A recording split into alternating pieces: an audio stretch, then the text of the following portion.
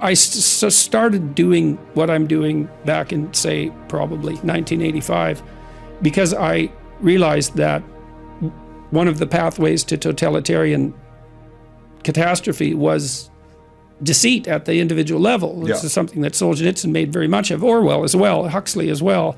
These great thinkers concluded in the aftermath of these totalitarian catastrophes that there was an integral link between pathology at the individual level, which was fundamentally the willingness to use deceit in an instrumental manner. I'll lie to you to get what I want, and authoritarian catastrophe, and that it was a direct causal link. And I actually buy that argument. I think that's literally true. And so partly what I'm doing, I hope, is helping people walk through thinking about why telling the truth is a good idea.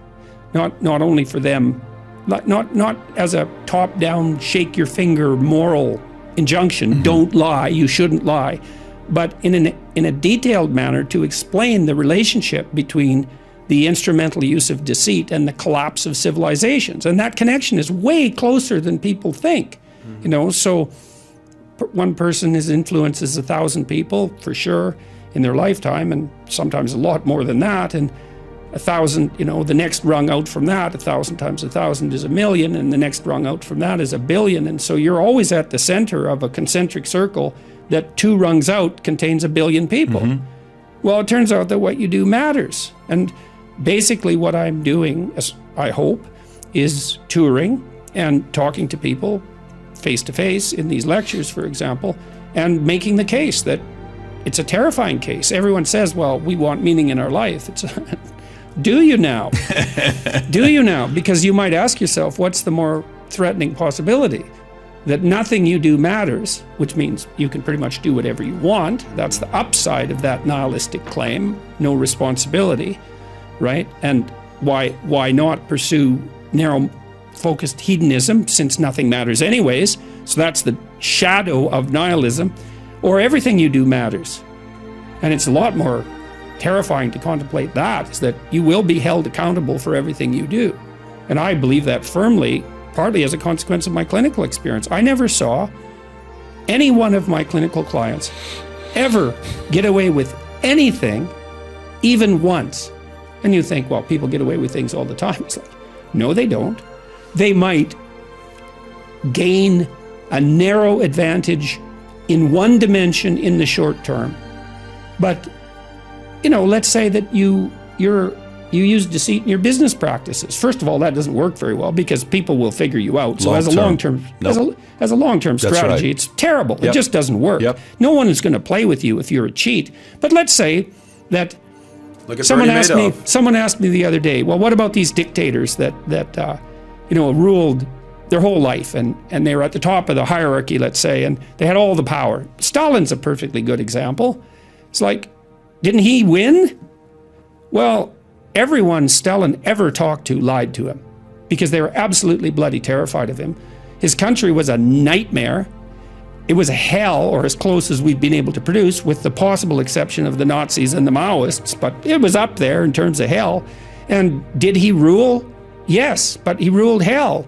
And if you think that's a victory, well, go ahead and try it and see how much of a victory it is. You know, Milton Satan said, I'd rather rule in hell than serve in heaven. It's like, fair enough, go ahead. Use deceit, use instrumentality, rule in hell. You'll be the ruler. See how much good it does you. See where that takes you. It takes you somewhere terrible. For the first time in my life, really, I believe this to be the case, conservatives really have something to sell to young people. And they can sell the meaning of responsibility, because young people are bereft of meaning. And most people find meaning in responsibility. And when the right talks about responsibility, they kind of do it in that finger-wagging way that makes conservatives unpopular among young people. You should be responsible. It's like, yeah, you should. Why? Well, because your life is chaotic and meaningless, and you're stuck in this juvenile surreality, and it's really painful for you, and you're anxious and aimless and goalless. And then you look at people who have a life, because maybe you could have a life, and you think, well, what does that life consist of? It's like, well, you have a committed, intimate relationship. There's one. You have friends that you're honest with and playful with. So you have a group of friends. You have a job or a career. You learn how to use your life, your time outside of work in a productive, engaging way. You regulate your susceptibility to the multitude of hedonistic temptations that are in front of you. You pay some attention to your mental and physical health. You make a goal, some goals for the future that are concrete. Well, there's 7 things you can do. They're all responsible things. Why? Because then your life will have some meaning. Now, you might say, well, what's the ultimate meaning? It's like, get those things straight first. They're not nothing. And maybe you won't be so damn miserable and bitter and resentful and angry and aimless and anxious and frustrated and disappointed and then ashamed if you had 5 of those 7 things going well. And the psychoanalysts, I think, err too much on the side of the subject. They tend to think that too much of you is inside of you and too little of you is outside of you. And part of the reason I believe that is because of my clinical experience. I love the psychoanalysts, man. They're brilliant, they're deep. They grapple with real problems, like with the problems. When people have real problems, and I mean profound problems, they're really profound moral problems. They're problems of good and evil, really. There are things going on in their family that are so terrible that, well, that they're sometimes fatal. Lie upon lie upon lie upon lie for decades and decades and decades. It's awful. And that's not exactly inside them. It's out there in the world. And lots of the people that I see, very famous critic of psychology, criticized the practice of psychology quite effectively I believe in the early 60s. And he basically said, most people have problems in living, they don't have psychological problems. And so I've experienced, despite my love for the psychoanalysts, very frequently what I'm doing as a therapist is helping people have a life that would work. And you can parameterize that. It's like, what do you need? How about some friends? That people kind of like that. How about an intimate relationship with someone that you can trust, that maybe has a future? That'd be good. How about a career that puts you in a dominance hierarchy somewhere, so at least you've got some possibility of rising, some possibility of stabilizing yourself, and a schedule and a routine, because no one can live without a routine.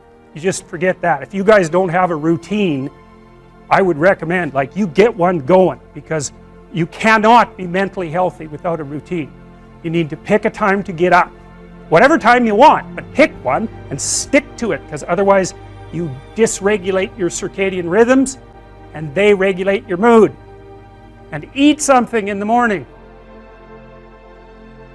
So, a schedule, that's a good thing, man. Your brain will thank you for it.